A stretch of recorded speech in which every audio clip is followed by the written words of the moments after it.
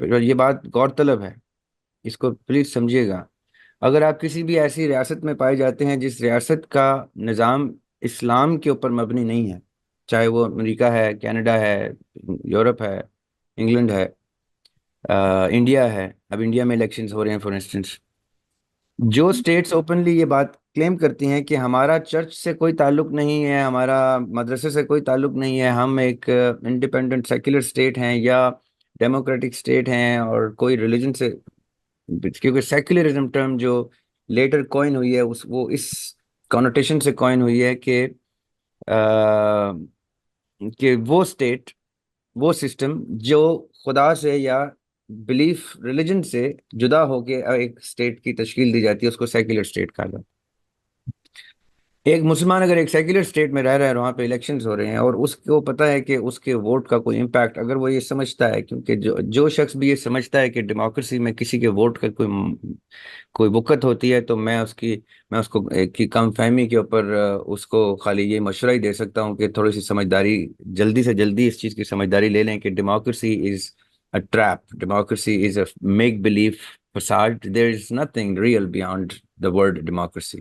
Democracy کی اصطلاح ہی اس لیے استعمال ہوتی ہے، ڈیموکریسی کا سسٹم ہی اس لیے استعمال ہوتا ہے کہ وہ لوگوں سے یہ جھوٹ بولا جائے کہ تم لوگوں نے ووٹ دیا ہے تو یہ شخص نمودار ہوا ہے۔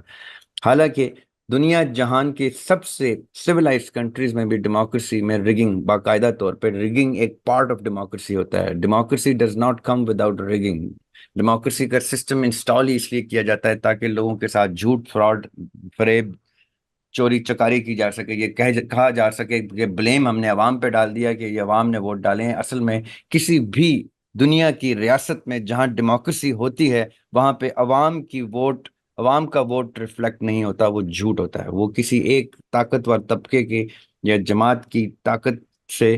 وہ ریگنگ کر کے جھوٹ دکھایا جاتا ہے کہ آپ لوگوں نے، یہ تو آپ لوگ لے کے آئے ہیں بھائی نواز شریف کو، یہ تو آپ لوگ لے کے آئے ہیں ڈونلڈ ٹرمپ کو، آپ لوگ لے کے آئے۔ اصل میں ایسا کچھ نہیں ہوتا، ڈیموکریسی ایک جھوٹ ہے، ڈھونگ ہے، ڈرامہ ہے۔ لیکن اگر کوئی، میں نے بڑے بڑے عقل مند لوگ بھی اس لیول کی بیوقوفی میں ملوث دیکھے ہیں کہ وہ ڈیموکریسی کو کوئی ٹھیک سسٹم سمجھتے ہیں اور ڈیموکریسی کو پیور ٹرانسپیرنٹ سسٹم سمجھتے ہیں۔ میں نے بڑے بڑے سمجھدار پڑھے لکھے لوگ اس جہالت میں مبتلا دیکھے ہیں کہ جو ڈیموکریسی کو ٹھیک سمجھتے ہیں، لیکن ان کی اپنی زندگی ہے، ان کا اپنے معاملات ہیں، ان کی اپنی قبر ہے جس میں انہوں نے جانا ہے، وہ جو بہتر سمجھتے ہیں وہ سمجھیں۔ تو جو لوگ ڈیموکریسی کو ٹھیک سمجھتے ہیں کسی بھی بیوقوفی یا کم فہمی کی وجہ سے یا کسی بھی ان اویئرنیس کی وجہ سے، اور آج کی ڈسکشن کے باوجود، تو میں ان کو یہ مشورہ دیتا ہوں کہ آپ لوگ اگر کسی سیکولر اسٹیٹ میں رہتے ہیں جہاں پہ آپ سمجھتے ہیں کہ آپ کی ووٹ کے تھرو کوئی شخص آ جائے گا اور اس کا کوئی امپیکٹ آئے گا آپ کے اوپر، تو آپ ڈیموکریسی میں ووٹ ڈال سکتے ہیں،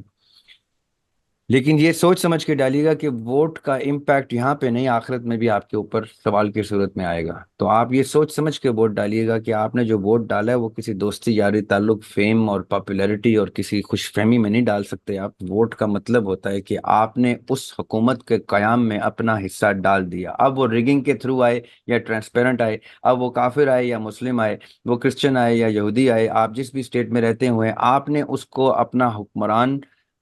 اپنے اوپر حکمران مسلط کرنے میں اپنا ہاتھ کھڑا کر دیا، اپنا اپنا یس بھیج دیا۔ اب آخرت میں جب آپ سے سوال ہوگا تو آپ سے اس بارے میں ضرور سوال ہوگا کہ بھیا آپ نے یہ کیا تھا،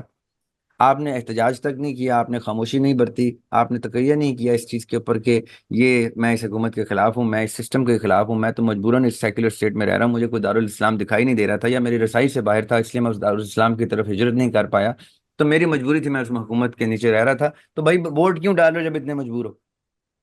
تو اپنے اوپر یہ جرم کیوں مسلط کر رہے ہو، یہ گناہ کا سرزد کیوں ہو رہے ہو؟ Why are you doing this? اس کا ارتکاب کیوں کر رہے ہو اس گناہ کا جو تمہیں آخرت میں تمہارے گلے سے پکڑ لیں گے تمہیں کہ بھائی تم اس میں شراکت دار تھے۔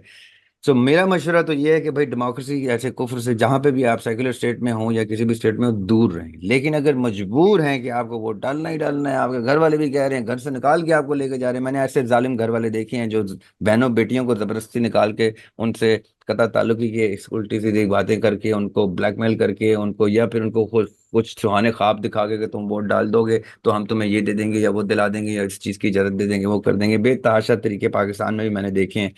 کہ لوگ منور کر کے اپنے بچوں سے جو کفر سرزد کراتے ہیں، تو جب وہ کروا ہی دیتے ہیں سرزد، تو پھر آپ ووٹ ڈال دیجئے اس آسرے پہ کہ بھئی میں مجبوراً کر رہا تھا۔ اسلام اس چیز کی گنجائش دیتا ہے کہ اگر آپ کے گلے پہ تلوار رکھی جائے تو آپ کلمے کو ترک کر سکتے ہیں۔ اللہ تعالیٰ کو زندہ مومن مردہ مومن سے بہتر لگتے ہیں۔ اگر مجبوری میں کوئی مر رہا ہے تو آپ اپنی جان بچانے کے لیے یا اپنی عزت بچانے کے لیے ایسے اقدامات کر سکتے ہیں کہ جس میں آپ مجبوراً اس چیز کا حصہ بن جائیں۔ یہ اتنی زیادہ تمہید میں نے اس لیے باندھی کیونکہ ڈیموکریسی ایک خطرناک اور سنگین جرم ہے جس کا آپ ارتکاب کرتے ہیں، اور اگر آپ کو اس چیز کا کچھ شک ہے تو قرآن پاک کا دوبارہ سے مطالعہ کیجئے۔ قرآن پاک باقاعدہ طور پہ ڈیموکریسی کے خلاف آیات ہیں قرآن پاک میں۔ ایک ایگزامپل میں آپ کو دے دیتا ہوں جو میں ہر بار دیتا ہوں، کہ قرآن پاک میں اللہ تعالیٰ کہتے ہیں کہ علم والے اور جن کے پاس علم نہیں ہے وہ برابر نہیں ہو سکتے، اور ڈیموکریسی کہتے ہیں کہ علم والا یا جو بھی ہو سب برابر ہیں۔ ایک ایک آدمی جو ایک یونیورسٹی کا چانسلر ہے، اس کا ووٹ اور اسی یونیورسٹی میں جو صبح کے بیچارہ اپنی مجبوری میں کچھ صفائی کر دیتا ہے، اس کا ووٹ برابر ہے۔ تو وہ دو ایسی ہستیوں کو برابر کر رہا ہے کہ جو قرآن پاک ان دو کو برابر نہیں ٹھہراتا۔ تو اگر آپ سمجھتے ہیں کہ پھر بھی یہ ڈیموکریسی آپ کا کوئی اچھا سسٹم ہے تو آپ کیجئے، لیکن اپنے رسک پہ کیجئے۔ میں ایسی آپ کو کسی قسم کی کوئی ترغیب نہیں دوں گا جو آپ کی آخرت خراب کرے۔ Try to avoid as much as you possibly can, but if you are so seriously compelled into it, then try to vote for somebody that you think is closest to حق. And if you think that is not possible, تو both کے اندر جا کے تو آپ کے اوپر کسی کی تلوار نہیں ہوتی نا۔ پولنگ بوتھ کے اندر جا کے ووٹ کے اوپر کیا ٹھپا لگانا ہے یہ تو آپ کے اختیار میں، آپ وہاں جا کے احتجاج بھی لکھ کے ڈال سکتے ہیں اس کے اوپر، وہاں جا کے انکار بھی کر سکتے ہیں، اس کو ایسے گول کر کے بھی کاغذ کو ڈال سکتے ہیں۔ اپنے آپ سے تو جھوٹ مت بولیں، پولنگ بوتھ کے اندر جا کے تو آپ صرف اپنے آپ اور اپنے رب سے جھوٹ بولنے کی ناکام کوشش کر رہے ہیں۔ تو اگر آپ کو کوئی تلوار رکھ کے بھی فورس کر رہا ہے کہ ووٹ دے دو، تو پولنگ بوتھ تک اس کو خوش کر دیں تاکہ آپ کی زندگی اجیرن نہ ہو، اور اندر جا کے آپ اپنا حق اور اپنا ایمان جگا لیں کہ میں اس ووٹ پہ احتجاج کرتا ہوں اور میں نے خالی پرچی ڈال کے اس ووٹ کو ضائع کرنا بہتر سمجھتا ہوں۔ یہ میرا آپ کو برادرانہ مخلصانہ مشورہ ہے جو میرا، جس کے تحت میں قرآن پاک کی آیات کے ریفرنس سے ڈیموکریسی کو کفر کا سسٹم کہتا ہوں۔